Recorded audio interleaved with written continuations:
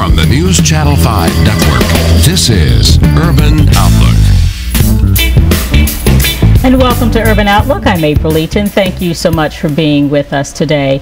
On our show, Karen Johnson, who is Metro Councilwoman for the District 29, also serves on Metro's Council for Minority Black Caucus. It used to be the Black Caucus, but it's the Minority Caucus now, so I keep remembering the old way it was referred to. But you're here to talk just about some things that are going on in our city, some issues that are up for discussion, some projects that the Minority Caucus is focused on, and I welcome you to the show. Thank you, April. I'm very honored to be here today and very excited to share a lot of the new projects that I'm involved in as a new council member. Yes, the Minority Caucus was changed from the Black Caucus after I was elected in 2011 because my colleague, also from Southeast Nashville, Fabian Bedney, being the first Latino elected official, was added to the council, and so we as a Black Caucus decided that we needed to change the name, and I think that was led by Jerry Maynard and by Erica Gilmore to make that change. I would also think that the dynamics of Nashville have changed as such that we've got such a variety in our population, our makeup, our demographics have changed as well. So beyond the fact that we've got, you know, a very new Latino council member, just the population of Nashville might even have warranted that change from the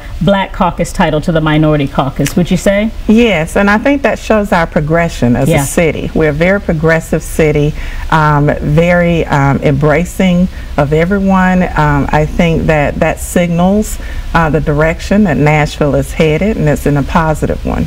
Some of the focus areas of the Minority Caucus, and I know you've been serving on that team since, like you said, since 2011, but what are some of the key topics, the key areas of focus that you all have attempted to make sure that you look at, that you pay attention to, that you make some change with?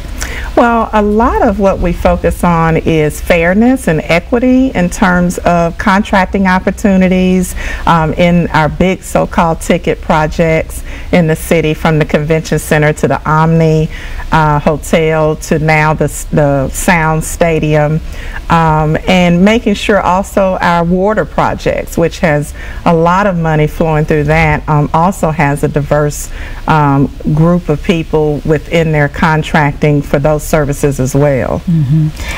Some might say, is there a need for a separate caucus beyond the council? Because you certainly have a council seat, and you represent your constituents, of course, from District 29, but you also represent all of the folks who are around the Nashville metropolitan area too. So when you've got that seat at the table, is there a need for a separate group to also continue those conversations, some might add? We think that it is, because it's still very few of us. When you look at 40 council members and you only have, say, 8 or 9 that are primarily African Americans and minorities, we still have, you know, a long way to go to make sure that we have proper representation in terms of hiring minorities within Metro government, making sure that participation is there in major projects, because it has not been in the past. So although it may look like we've come very far, we still have a long ways to go, because you know, with the convention center project, that was one of the first ones that really got off the table in terms of making sure that there was DBE participation.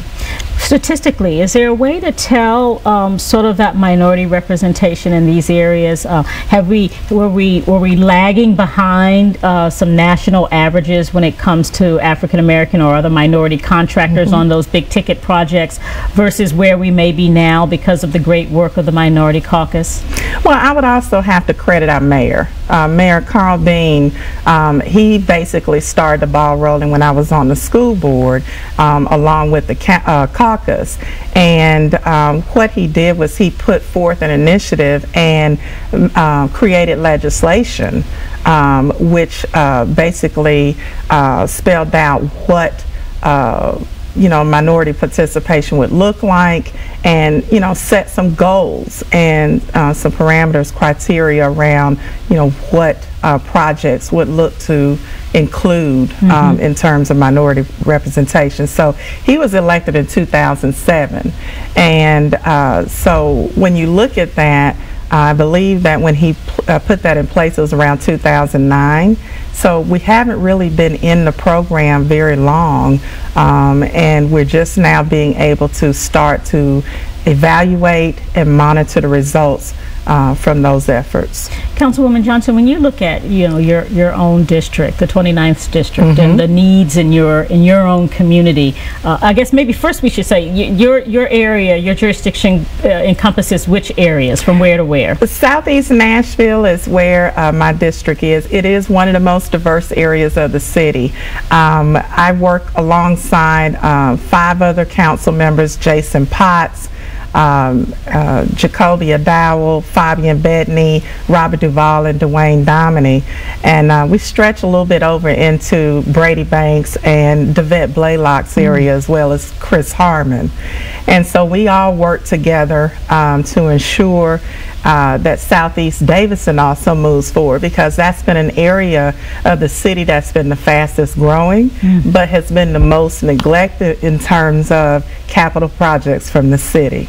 That's what I wonder. So when you look at the needs in your community, what do your constituents say they want most? What's top of their list as far as what they want you to focus on, the voice that they want you to have on that Metro Council? Well, I think most of it is quality of life improvements in our district. From sidewalks, I think it's the #1 priority for a lot of communities, not just in Southeast Nashville, but throughout Davidson County. When I talk with other colleagues throughout the council, that seems to be the largest area of focus, is the lack of sidewalks in the city. It's not a sexy thing, like when you get a big ticket project like the Sound Stadium, or the arena in the past, or the convention center, but it's very important to people in neighborhoods and communities to be able to get out, exercise, be healthy. And with Michelle Obama's initiative of Let's Move, that Mayor Dean has basically implemented throughout our city around healthy initiatives and healthy communities, that's very important that we put the infrastructure in place so that people can reach those goals in terms of health. Well, and it does sound like such a basic sort of thing, making sure that my neighborhood has sidewalks, but as you say, a very important thing. And I think an issue, as we talked a little bit earlier before the show even started, that does seem to cross the district boundaries. I mean, there were other council members who said, hey, we maybe need to take a look at what we're spending on one project that will help one area, the Gulch, the bridge, the pedestrian bridge, versus what we can do with that money to help all communities. And so when you have those conversations like that, what's good for the better of the people versus what's good for one particular project, how do those go? How do you make sure that you get your point across and you get the point of your constituents across? Well, we have to have a balance, because again, we have a very progressive mayor and administration, and we've got to continue to move our city forward in terms of a downtown core that's very vibrant. So we still have a lot of work as a city to do in that area, but at the same time not neglect the suburban communities where many people live. You come into downtown, you have a lot of visitors that come into downtown, but when people leave the core, they go out to their homes, and so we don't want to neglect those areas where people live and play, and ensure that the communities throughout our city have a level of quality of life where people are enjoying being in the city and not just focusing in on just downtown.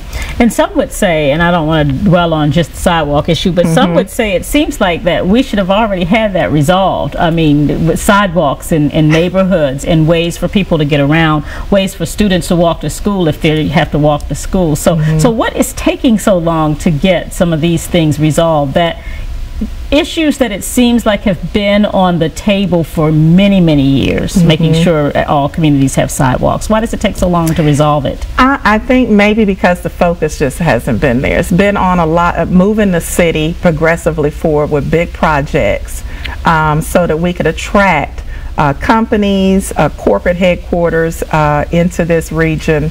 I think that's been the priority because, you know, you can have quality communities, but if you don't have any jobs, then what good is that? So, you know, there has to be a balance, and I think that the focus has been on job creation because of the economy and where we've been and what we're now kind of climbing out of. You know, you have to make sure that the city is attractive enough for corporate relocations and for companies to expand so that we can be able to have that tax base and to be able to have the revenue to be able to have those sidewalks and other improvements in our communities. That employment, those employment opportunities can't come about without a strong educational background. And Exactly. I know before you got on had your council seat hat on, you had your school district hat on. I want to take a quick break, but when we come back, I want to talk just a little bit about the importance of education and where you see sort of your report card, if you will, on where the city stands as far as making sure the education is in place, and of course some of the other city things that you're working on as well. Okay. We'll be right back after this. Stay with us.